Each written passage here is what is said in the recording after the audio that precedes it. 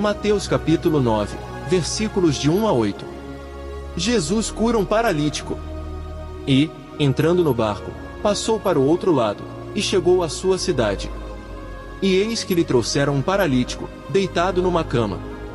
E Jesus, vendo a fé deles, disse ao paralítico: Filho, tem bom ânimo, perdoados te são os teus pecados. E eis que alguns dos escribas diziam entre si: Ele blasfema.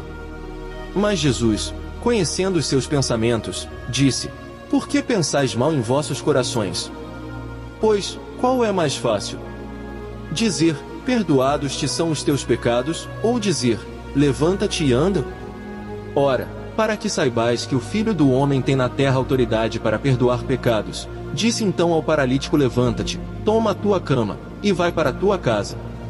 E, levantando-se, foi para a sua casa. E a multidão, vendo isto, maravilhou-se, e glorificou a Deus, que dera tal poder aos homens. No versículo 1, de Mateus capítulo 9. A cidade era Cafarnaum, uma boa escolha para a base do ministério de Jesus. Era uma cidade rica devido à pesca e ao comércio.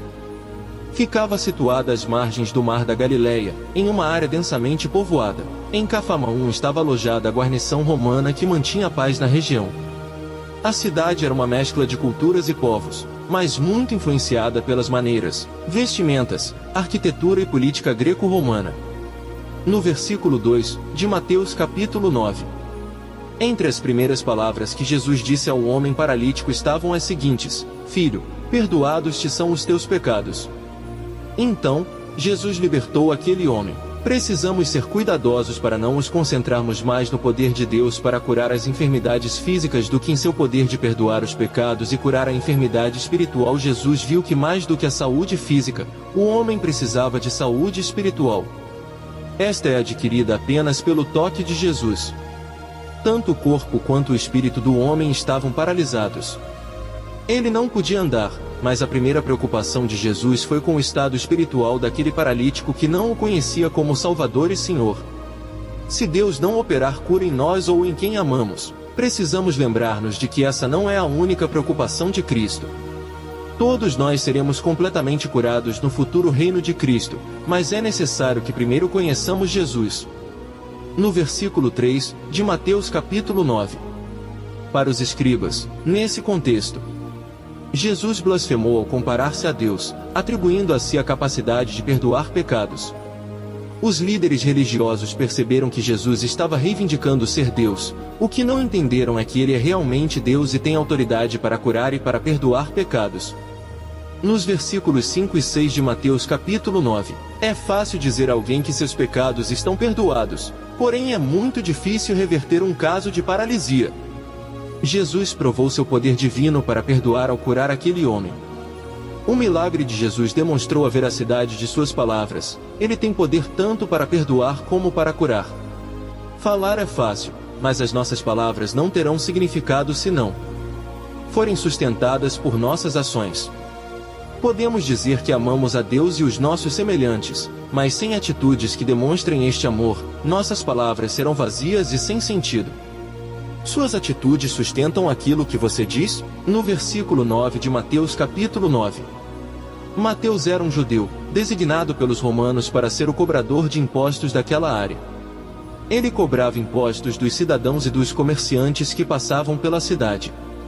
Esperava-se que os publicanos ganhassem uma comissão sobre os impostos que arrecadavam, mas a maioria cobrava uma sobretaxa e a guardava para si. Deste modo, os publicanos eram odiados pelos judeus, tinham reputação de enganadores e traidores, por seu apoio a Roma.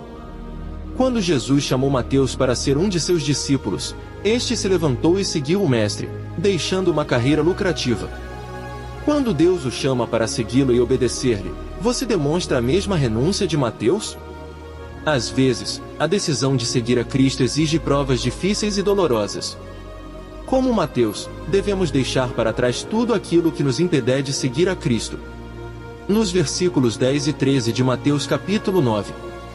Ao visitar Mateus, Jesus aparentemente feriu a própria reputação. Mateus extorquia o povo, mas Jesus o encontrou e transformou. Não devemos ter medo de pregar às pessoas que estão vivendo em pecado. A mensagem de Deus é capaz de transformar qualquer um. Nos versículos 11 e 12 de Mateus capítulo 9. Os fariseus constantemente tentavam enredar Jesus, pensavam que os momentos em que o mestre estava com as pessoas desprezadas pela sociedade seria a oportunidade perfeita. Os fariseus estavam mais preocupados com a aparência de santidade do que com a ajuda aos necessitados, com a crítica do que com o encorajamento, com a respeitabilidade social do que com a aprovação de Deus. Mas Jesus está interessado em salvar todos os pecadores, os que ferem e os que se encontram feridos por outros. A vida cristã não é uma disputa por popularidade. Seguindo o exemplo de Jesus, devemos compartilhar as boas novas com os pobres, os imorais, os solitários e os excluídos, não apenas com os ricos, os populares, os poderosos e os de elevado comportamento moral.